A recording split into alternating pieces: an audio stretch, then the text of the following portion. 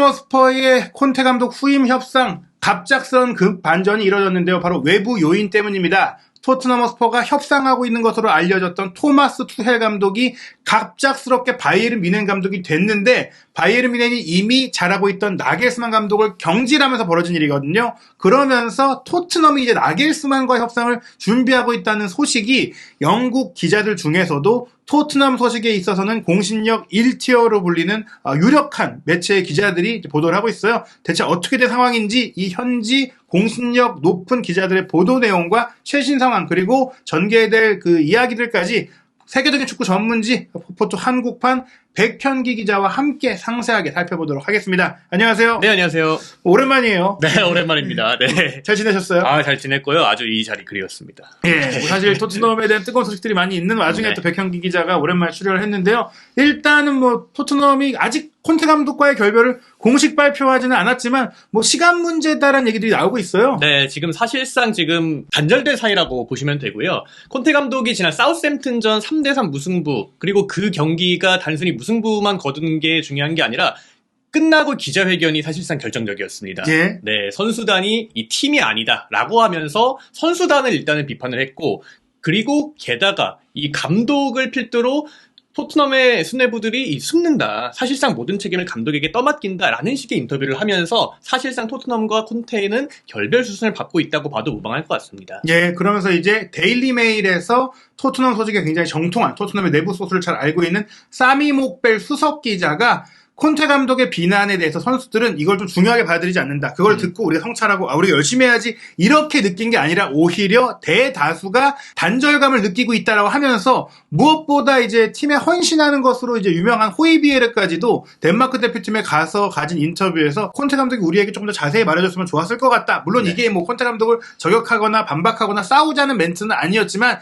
이 멘트 자체가 사실은 이런 관계가 좋았다면 콘테 감독의 발언 이해한다. 선수들이 열심히 해야 한다. 하고 넘어갈 수 있었던 것인데 오히려 이럴 거면은 우리한테 얘기했으면 좋지 않았을까? 이런 반응은 솔직히 조금은 거리감을 두고 있는 발언이었다고 봐야 될 것 같고 또한 이 사태로 인해서 토트넘 보드진이 이미 뭐 콘테와의 이별을 이제 낙점했고 결정했고 회의가 끝났다는 얘기를 말씀드린 사미 목벨 기자 그리고 또 다른 토트넘 1티어 기자라고 할 수 있는 영국 일간지 텔레그래프의 맨로 기자가 이제 보도를 했어요. 그렇습니다. 이 보통 빅클럽들이 감독을 경질하는 가장 중요한 타이밍, 또 많이 경질하는 타이밍이 이 A매치 기간입니다. 예. 사실 뭐 뭔가를 또 결정하기도 그렇고 플랜 B, 다른 대체자를 구하기도 굉장히 시간적인 여유가 있잖아요. 그러다 보니까 지금 뭐 다니엘 레비 회장을 비롯한 이 보드진들이 콘테 감독과의 결별을 준비하고 있고 또 이따가 말씀드리겠지만 그 대체자까지 준비를 하고 있다고 영국에서 이 텔레그래프 굉장히 또 공신력이 있는 언론사다 보니까 또 이런 부분들이 계속해서 나오고 있다는 점 콘테 감독이 이별이 앞당겨지고 있다 이렇게 보시면 될 것 같습니다. 예, 사실 이렇게 앞당겨지고 있는 과정 속에 투헬과의 접촉이 있었기 때문에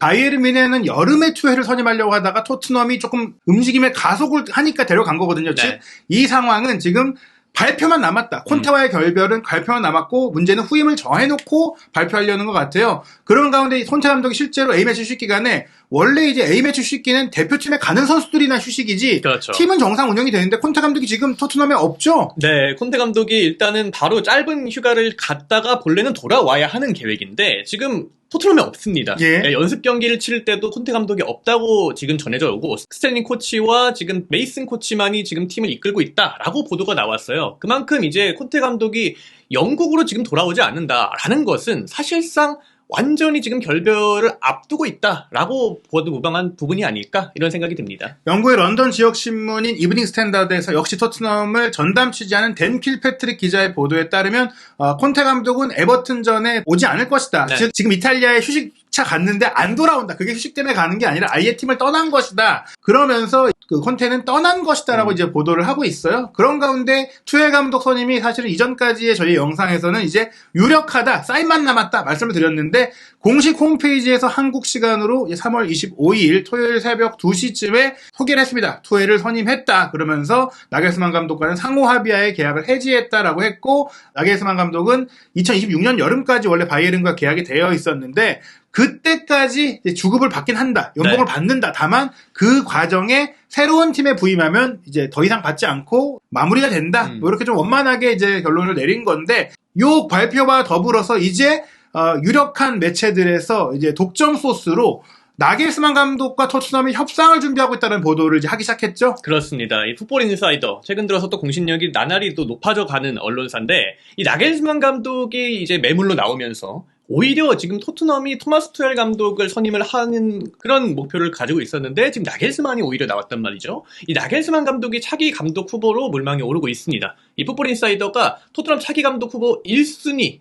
퍼스트 초이스라는 또 단어를 썼어요. 그만큼 이 수뇌부들 다니엘 레비 회장이 나겔스만의 엄청난 팬이다라고 전하면서 지금 차기 감독 후보 1순위 티어에 나겔스만이 있다고 계속해서 보도가 나오고 있는 상황입니다. 예, 사실은 투엘 감독이 모든 면에서 가장 좋은 옵션이었지만 바이에른 뮌헨 감독이 돼버렸고 또 협상 중인 상황에서 놓쳐버렸고 그 다음으로 언급됐던 뭐 포체티노 감독, 뭐 루이스 엔리케 전 스페인 대표팀 감독, 브라이튼의 데체르비 감독 등이 있는데 데체르비 감독은 지금 브라이튼을 이끌고 있기 때문에 위약금을 또 지불하면서 데려와야 그렇죠. 되니까 좀 부담이 있고 데체르비 감독 입장에서도 브라이튼 팀 입장과 고려하면 좀 어렵잖아요. 네, 그렇죠. 약간 상도상 좀 그렇고 또 엔리케 감독은 명성은 좋은데 이제 프리미어리그의 경험이 없는 측면. 물론 나겔스만도 경험이 없긴 한데 그렇다고 하더라도 이제 나겔스만 감독 같은 경우는 젊은 감독이고 예전에도 접촉했던 감독이고 지금 클럽 레벨에서 뜨거운 감독이잖아요. 그렇죠. 어떻게 보면 네. 엔리케 감독은 조금 이제 스페인에서 아쉽게 나왔던 측면도 있는 데다가 파라티치의 픽이라는 점에 있어서 파라티치의 거취도 불투명하기 때문에 그렇죠. 다 조금은 애매했고 또 포체티노 감독 같은 경우에는 과거에 좋은 기억도 있지만 또 안 좋게 헤어진 기억도 있단 말이에요. 네.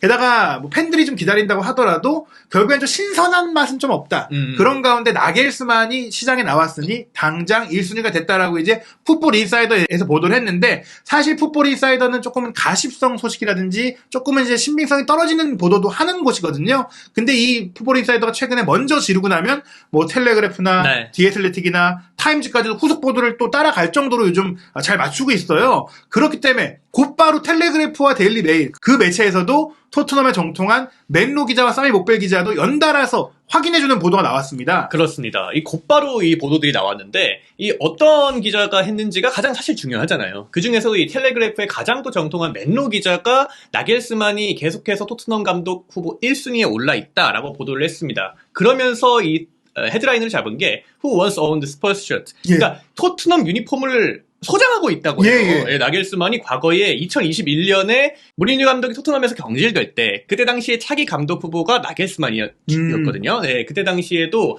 나겔스만이 이 토트넘의 프로젝트 자체를 되게 또 긍정적으로 봤다고 해요. 그리고 그 이전부터 포체티노 시절부터 굉장히 매력적인 팀이라고 생각을 했다고 하고 있고요. 예. 그러다 보니까 이 집에 토트넘 유니폼이 있다는 것은 사실상 이 팬 중에 한 명이 아닌가. 그 정도로 나겔스만이 토트넘의 우호적이다라고 또 보시면 될 것 같고요. 마찬가지로 데일리 메일의 이 사미 목벨 같은 경우에는 이제 런던 그 중에서도 이 토트넘에 굉장히 또 정통한 기자라고 할 수가 있겠는데 토트넘이 계속해서 협상 테이블을 만들려고 하고 있다. 협상 준비를 마쳤다라고 보도를 하고 있습니다. 예, 여기서 중요한 게 뭐냐면 일단은 텔레그래프의 보도에서 나온 이 셔츠 얘기는 실질적인 출처를 저희가 알아보니까 영국의 스카이 스포츠의 멜리사 레디 기자, 여기자예요. 그러다 보니까 조금은 이제 그 사적인 얘기도 하면서 이제 감독들이랑 친하게 지내는 것으로 알려져 있어요. 선수들도 그렇고. 근데 이 멜리사 레디 기자가 나겔스만 만났을 때 이제 조금 사담 플러스 뭐 인터뷰를 진행하는 과정에서 나겔스만이 나 포체티노 감독 시절에 토트넘 축구 너무 재밌게 봤어. 네. 좋아했어. 그래갖고 내가 유니폼도 갖고 있잖아. 요런 얘기들이 나왔다고 해요. 그 얘기는 이제 나겔스만이 토트넘의 축구를 어느 정도 지켜봐 왔고 토트넘의 선수들도 어느 정도 알고 있고 또 그런 과정 속에 레비 회장도 나겔스만 감독을 계속 후보군에 올려놓고 있었는데 이제 그때는 조금 젊고 좀 빅클럽을 맡아보지 않다 보니까 토트넘이 충분히 접근할 수 있었으나 지금은 이제 바이에른 뮌헨 감독까지 했고 또 레알 마드리드 관심설까지 있으니까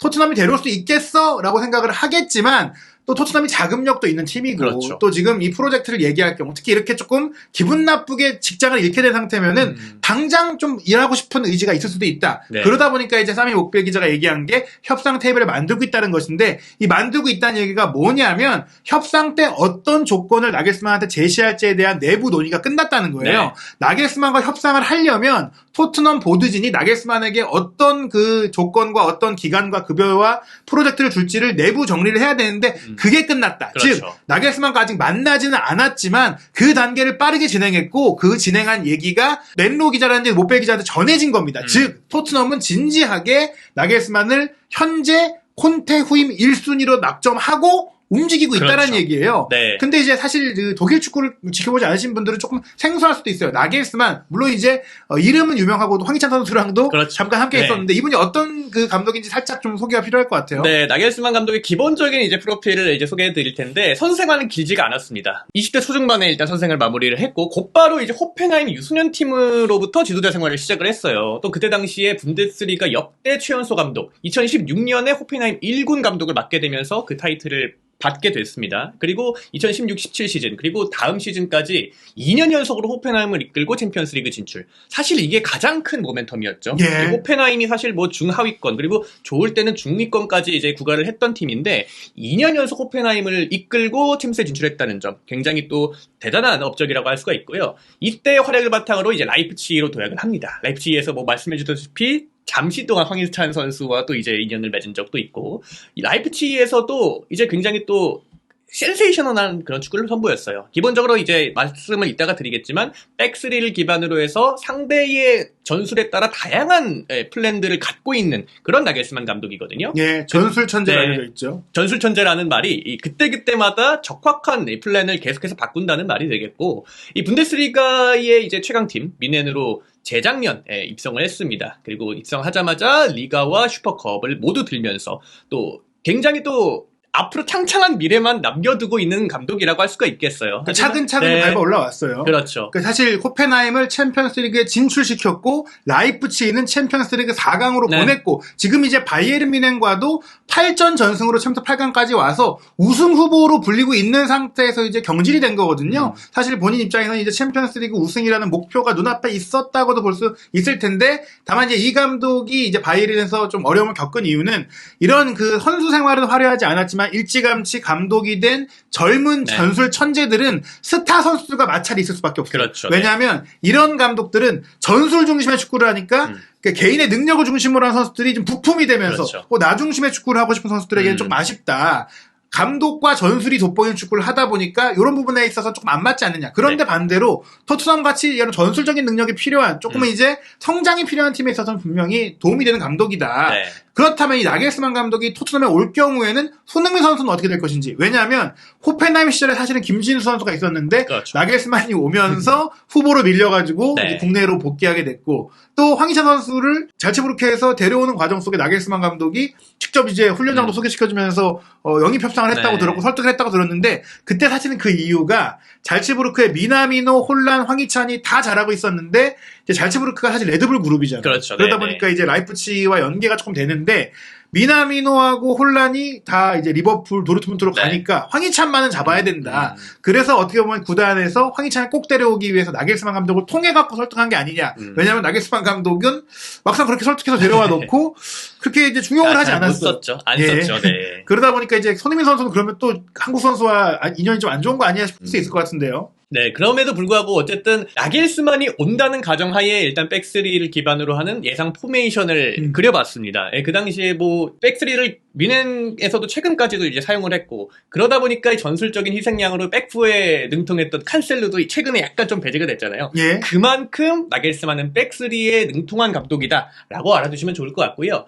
백스리도 두 가지 종류가 있습니다. 수비적인 백스리가 있고 아니면 공격적인 백스리가 있는데 나겔스만은 후자에 더 가까워요. 콘테 감독이 이 수비적인 백스리 양쪽 윙백들에게 조금 더 많은 활동량 그리고 수비적인 역할까지 부여했다면 나겔스만은 조금 더 윙백과 윙어의 그 연계 그리고 공격에서의 다양성을 좀 강조를 하거든요. 마찬가지로 이 손흥민 선수는 미넨에서의 이 나브리 같은 역할을 좀 맡을 수가 있을 것 같아요. 뭐냐면은 이제 손흥민 선수가 최근 들어서는 조금 더 중앙 쪽으로 와서 연계 그리고 유사시에는 또 마무리까지 할 수 있는 그런 역할을 부여받고 있잖아요. 따라서 이 미넨에서 나브리 같은 경우에도 중앙으로 조금씩은 들어오면서 기존의 강점이었던 이 스피드와 피니시 능력을 극대화시킨 나겔스만 감독이거든요. 따라서 이 손흥민 선수도 조금 더 윙어들에게 그런 연계와 마무리 두 개를 모두 다 접목시킬 수 있는 나겔스만이 오게 된다면 그래도 조금 더 페리시치와 콘테 감독의 궁합보다는 조금 더 낫지 않을까 이런 예상을 해봅니다. 예, 지금 이 포진을 그리는 것은 벤 데이비스 선수가 일단 햄스트링 부상으로 네. 6주 이탈을 하게 됐고 또 히샬리송 선수도 지금 부상 때문에 뛸 수 없는 상태다 보니까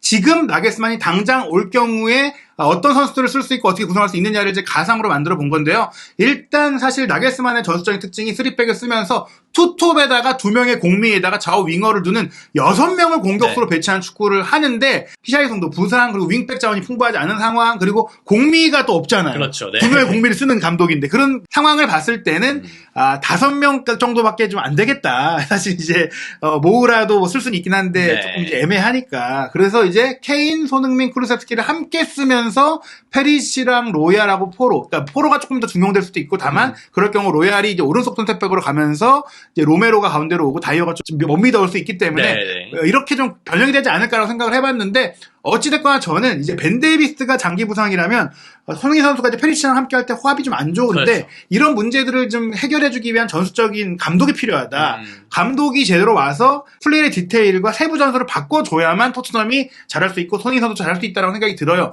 그렇기 때문에 풋볼 인사이더에서는 사실 나겔스만과 협상을 하되 여름에 부임하는 그러니까 올 시즌은 메이슨 대행으로 마치고 네. 여름에 데려온다라는 것으로 보도를 했는데 저는 그렇게 되면 안 된다고 생각하는데 어떻게 보세요? 그러니까 되게 보수적으로 보도를 낸 것 같아요. 어쨌든 예. 나겔스만이 지금 뭐 협상 테이블 모두 준비가 됐고 콩테 감독의 후계자 1순위라고 지적이 되고 있는데 어쨌든 이제 이 보도 차원에서는 그래도 최소한 여름에는 바뀔 거다라고 보도를 했는데 저도 마찬가지로 당장 바뀌어야 된다고 생각합니다.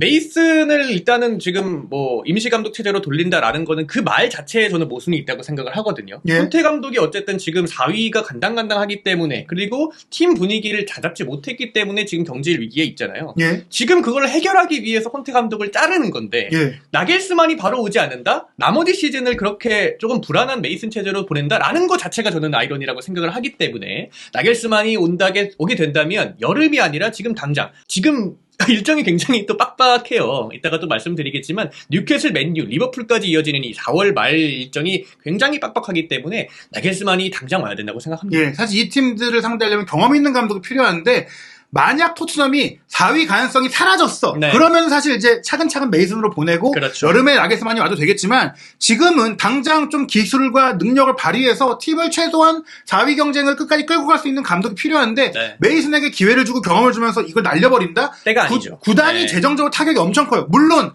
노력했는데 실패할 수는 있어.